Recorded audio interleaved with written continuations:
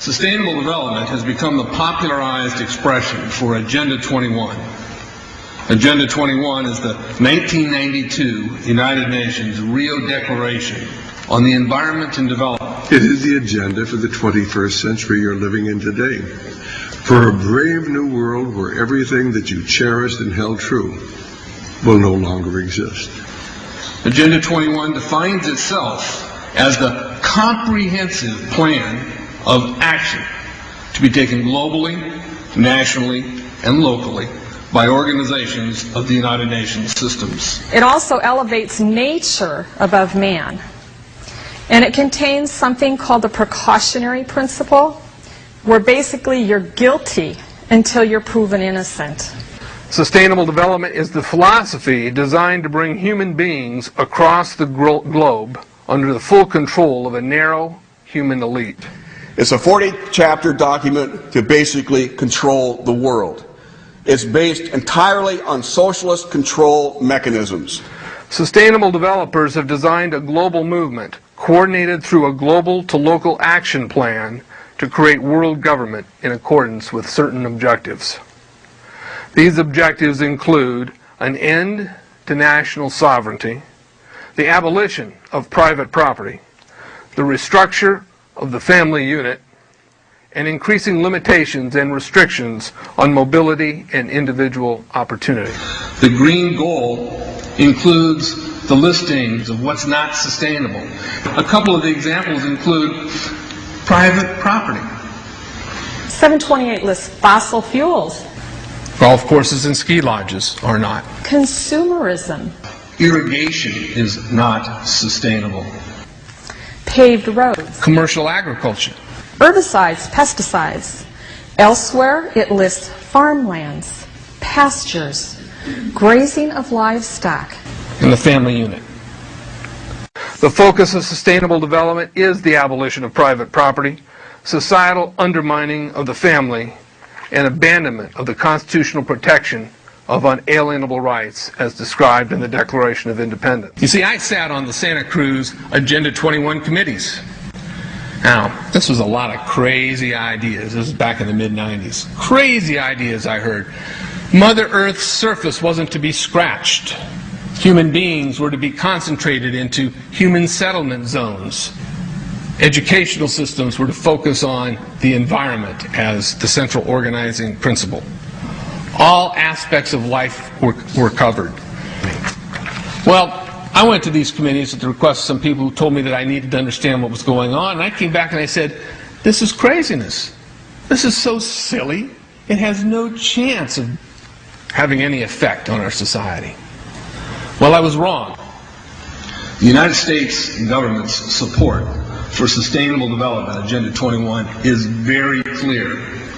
In 1992, while the Rio Conference was going on, George Bush, then president, was there where he executed the Agenda 21 protocols on behalf of the United States and brought it back to Washington, D.C. Within a year, Bill Clinton, by executive order, no congressional review, established the President's Council for Sustainable Development. In Santa Cruz, we've got a 2-lane freeway system.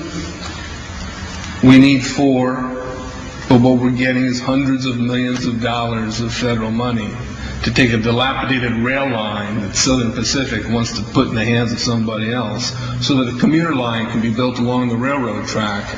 That'll be followed by 14-story buildings where people will live and stack them and pack them units, where developers or so-called sustainable developers will build these high rises with federal dollars. In fact, Santa Cruz has received a $300 million federal grant to build the first 3,000 of these stack them and pack them units.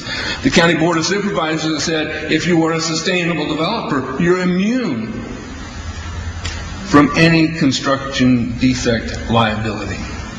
It's a partnership between selected developers building this new world order and the government using the American taxpayer dollars in order to do it. This is a map of the Wildlands Project. To explain the map, the red are areas that are to be off limits to human beings. No resource development, no human activity. If you live there, you won't. The yellow areas are the areas for major control of all human activity. If you live there, you won't.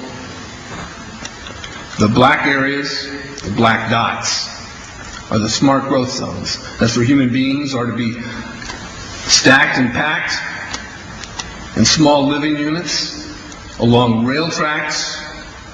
The Smart Growth Program ultimately has jobs assigned and children cared for by the state. The question has been asked many times how the people who are perpetrating these things expect to do this and make it last. And the answer to that is that you steal a generation of children and you indoctrinate them so that they accept these ideas and they become global citizens in the coming global village. UNESCO came out and declared 2005 to 2015 the decade of education for sustainable development. But they go on to say that it will encompass the 40 chapters of Agenda 21. That is your federal national curriculum. The entire purpose of second grade social studies is to transfer loyalty from the family to the government and teach them about sustainable economic consumption. Students construct their own understandings of reality and realize that objective reality is not knowable. So why bother? The truth is, the truth, which keep men free, is being suppressed in order to prop up the attitude training agenda. And it moves on. This is our new math called Connected Mathematics. Standard 3 tells us that students learn that mathematics is man-made, that it is arbitrary, and good solutions are arrived at by consensus. Most of us assume 2 plus 2 is always going to equal 4. You're wrong. We might reach a new consensus. How well does it work? Well, they tell you in the teacher's guide in the back, it tells us that because the curriculum doesn't emphasize arithmetic computations done by hand, some students may not do as well on tests assessing computational skills.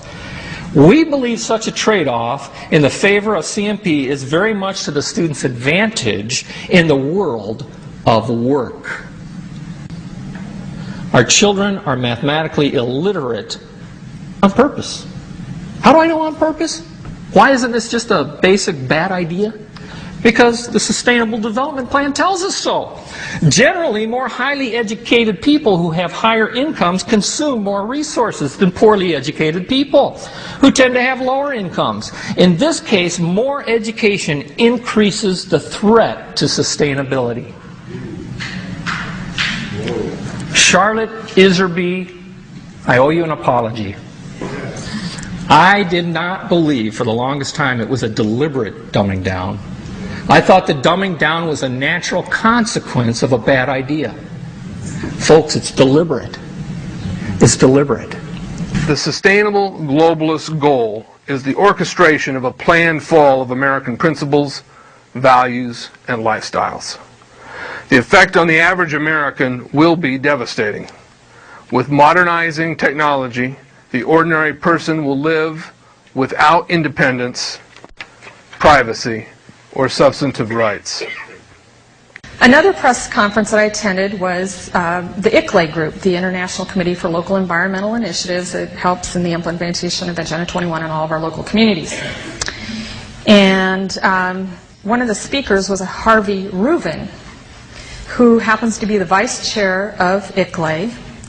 And I asked him about the correlative rights that Americans derive from the United States Constitution and the Bill of Rights. And that, of course, is your individual liberties, your private property, your freedom of speech. Asked about it clashing with Agenda 21. And you know what his response was? Individual rights must take a back seat to the collective